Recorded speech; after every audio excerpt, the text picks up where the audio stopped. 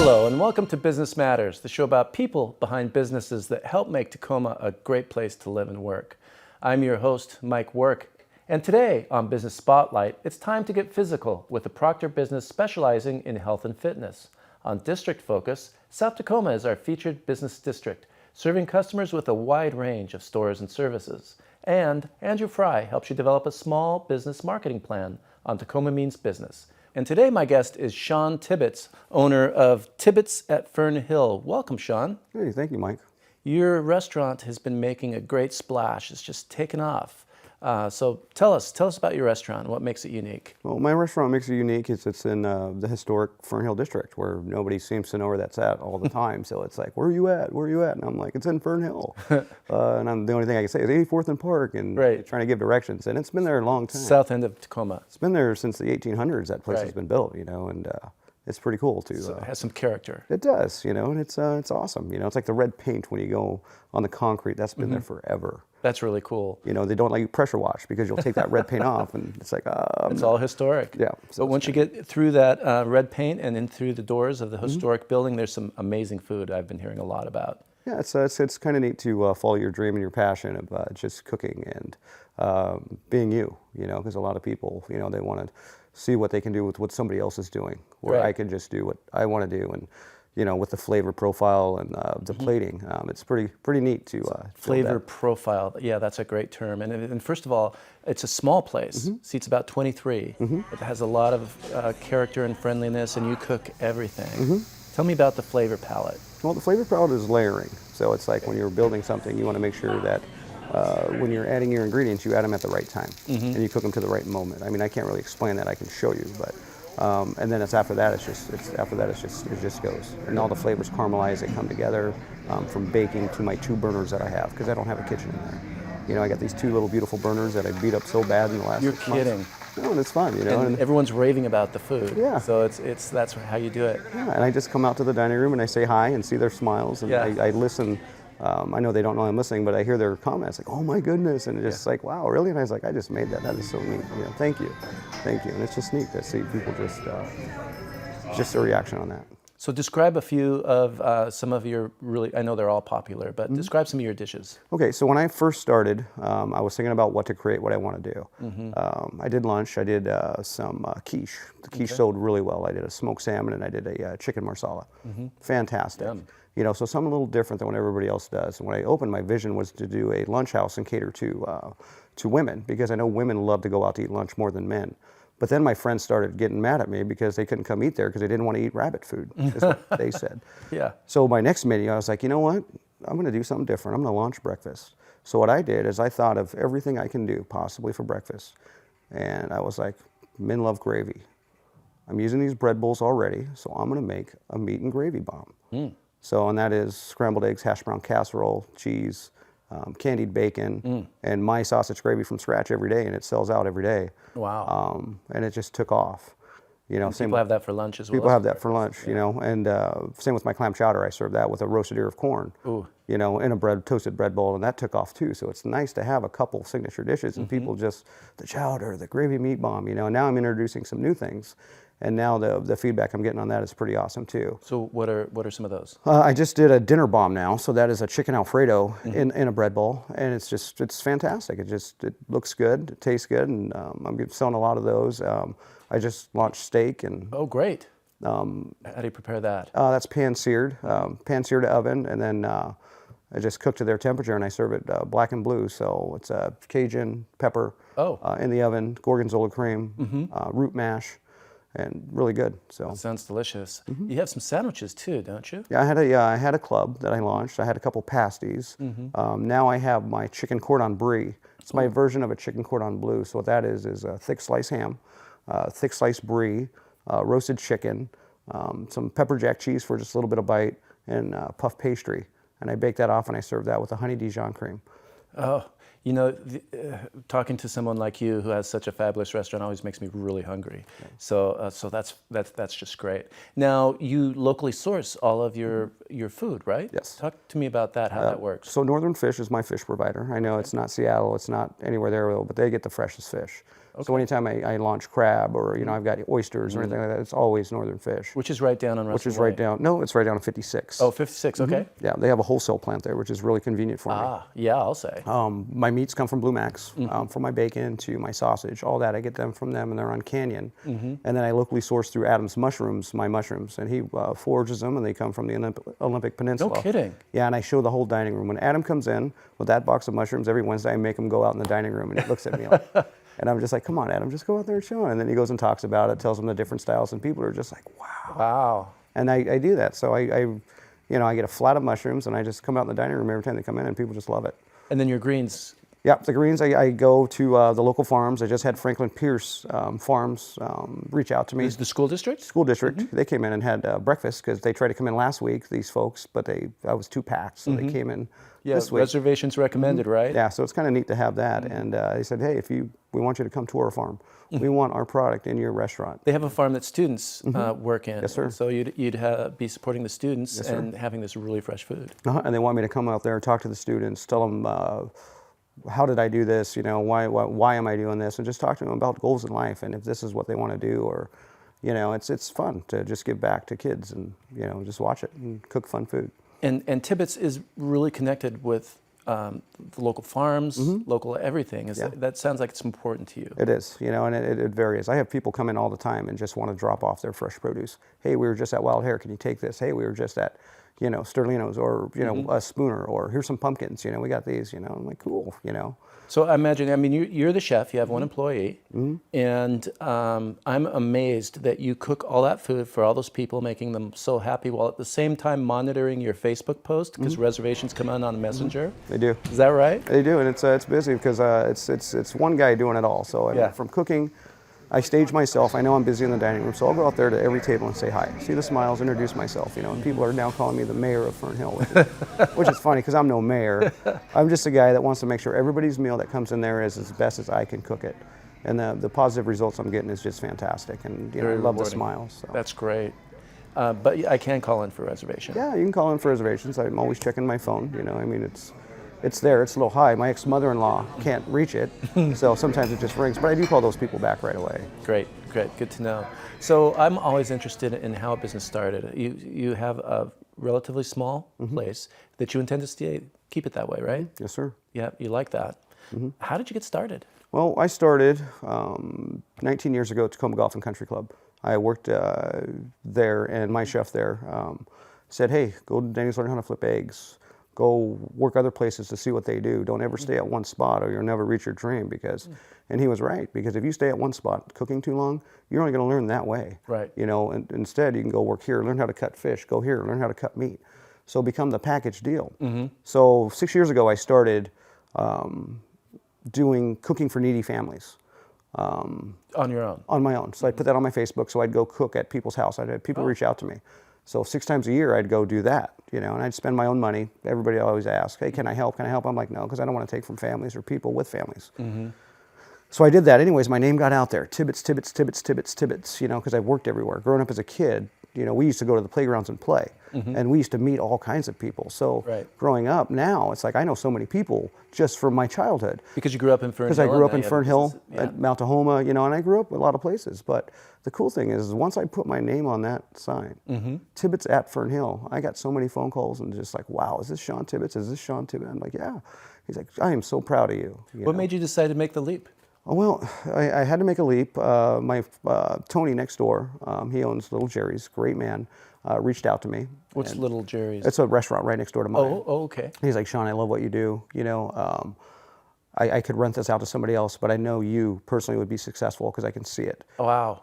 So I was like, okay, I'll do it. So I took that leap of faith. So I was going to open in November. I was working 2 jobs a lot, working for friends who are chefs. Saving your money. Saving my money, and my mom passed. Oh, no. In December, so. What year was this? Just last year. Just last year. So I was devastated. I was destroyed, and a friend of mine from FernHill that I grew up with reached out to me, and he's like, hey, how much would it cost to open your restaurant? And I gave him a number, and he just wrote me a check. And Wrote you a check. wrote me a check, and it's like, dude, I believe in you, you know, and you're gonna do great. And it's like, it was hope, you know. It's like, I don't deserve this, you know. Such it's like, an amazing story. Because I never went to culinary school, you know. I'm just a guy that's gonna open a restaurant, take a leap of faith. But here we go, and then I opened, and next thing you know, I mean, I opened with $32 on my bank account. Wow. I had no money, you know, and now it's just. People have been surrounding you. People have been surrounding me, you know. Making menus for you, building your websites. Yeah, it's wonderful. So it is. The community's just surrounded you, helped you launch because they knew what you could do. Yeah. It's an amazing story. Yeah, and just an amazing story. And I'm a giver, you know. It's like Thanksgiving, or right when I opened, February, Mother's Day, I closed my restaurant. I fed 100 people, you know, for free. Fabulous. You know, Father's Day, closed my restaurant, fed a ton of people for free. You know, I build sack lunches for the community. We go out. I had a whole bunch of people on Labor Day come in that I didn't even expect, and we're all building sack lunches. There are at least 10 people in there. And took them around to homeless I took them around to all the homeless people, wonderful. and that's what we do. This community is so fortunate to have you, and I'm looking so forward to coming and trying out some of the amazing dishes you make. I'd love to talk with you longer, but we're actually out of town. Shawn, thanks so much for being on the show today. Hey, thank you, Mike. I appreciate it. Okay. Up next on District Focus, the South Tacoma Business District.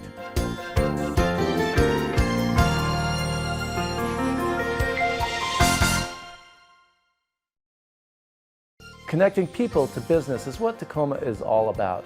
From banking to bikes, pizza to classic cars, the South Tacoma Business District features a rich history of shops, services, and industry that's iconic to the Tacoma landscape. Hi, I'm Brenda. I'm Karen, And welcome to the South Tacoma Business District. The South Tacoma Business District is a variety of small independent businesses providing goods and services for the residential community around us. It was originally formed around the railroad in the late 1890s, and so that's basically how the whole community got started. As cars became more available, then we became Auto Row. In the district, we have our artwork, we have the bank, we have the horse, which is Old 99. This is Old Highway 99. Then we have the wheel, we have a bunch of artwork, the mural on the back side of Heritage Bank here on the corner. We do our jazz festival every year. We have the South Tacoma Auto Show every year, our car show, which is really a very large car show. The other events, the music festivals that we've had, the jazz festival and the reggae events, have been put on by various business owners. Every summer we put up 100 hanging flower baskets.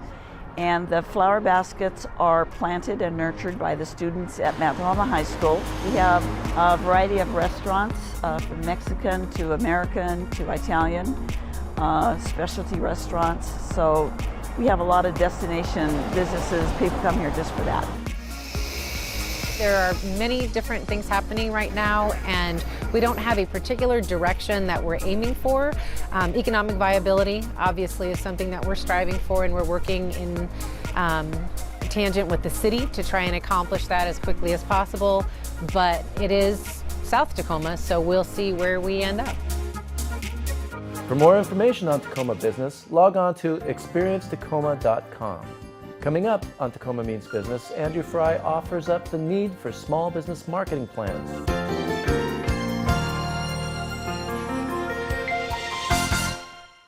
To some, marketing may seem like a luxury that businesses can overlook. On this episode of Tacoma Means Business, Andrew Fry offers up the need for small business marketing plans. The universal goal of any small business is to sell your product or services. And you do that by positioning it in front of your target audience and offering them something that will save them money, solve their problems, or basically it's just an offer that they can't refuse.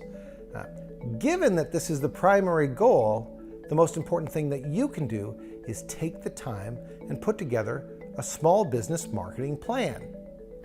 Now, you may not have one. And a lot of small businesses, that they take off and you think word of mouth is going to carry it, or I've told all my friends.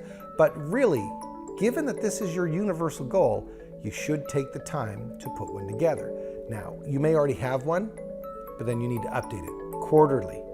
And if you haven't done it, take the time now and put one together.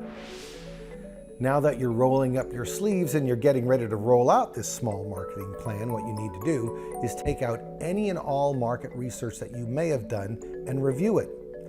For the most part, quite possible you haven't done any. And therefore, it is time to do some market research. And market research is everything from looking at who your competitors are to reviewing what your product does and what you say that it does. One of the ways that you can also figure out what it is you need to do next is put together your focus group. Call up now. Obviously, relatives are a great place to start. Friends are wonderful. But if you can randomly select a number of people who've used your product or even your competitor's product and sit down and listen to them. What is it they want? What's the solution? Take that down. You're on the next step to getting your marketing plan done.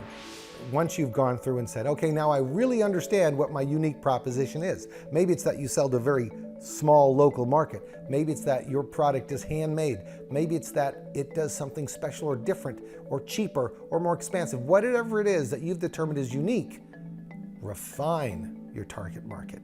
You start out thinking about who it is that you're selling to. Now that you've done the focus group, now that you've done the research, refine your target market. And then it's time to think about how is the best way in which you can get in front of them. Thanks, Andrew. For more information on Tacoma Means Business, log on to tacomameansbusiness.com. When Business Matters returns, mind and body are ingredients for a Proctor gym business, making a difference in the spotlight.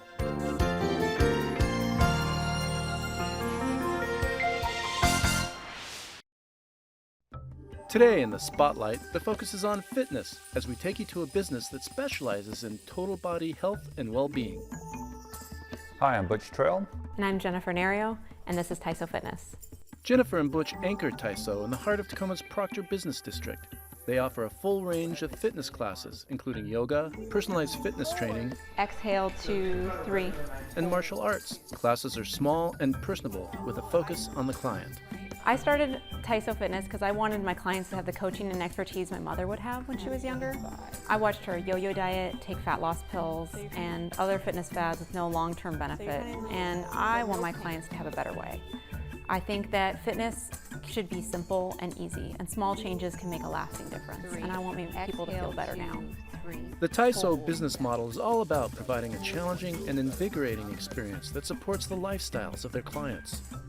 What's cool about us is that we understand that you are more complex than a one-size-fits-all solution.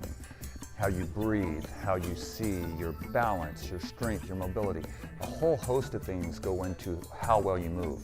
And we don't want our clients to put their health in danger just to go for a certain look. We want our clients to be healthy, we want them to be resilient, and also enjoy the way they work, the way you look, but your workout should not break you. Taiso Fitness works with you from head to toe, literally. Jennifer and Butch work with eye contact, stretching, balance, weight resistance, and other techniques designed to support the fitness goals of each customer. Our clients understand that the best parts of life are the experiences that we have with friends and family.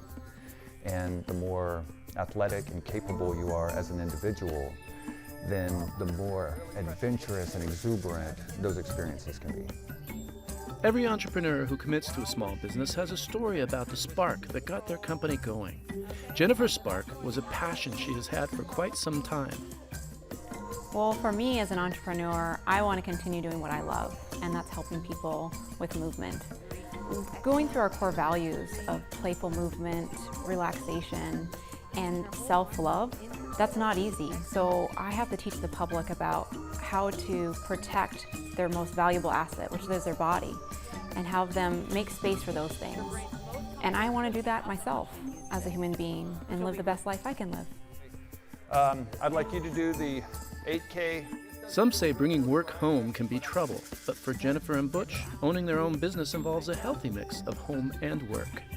I think boundary setting is a really big part of passion in business. I love what I do. I spend a lot of time thinking about the things that I do, but I also devote time and energy to focusing on myself so I can be the best person I can be, so I can continue to contribute to the world.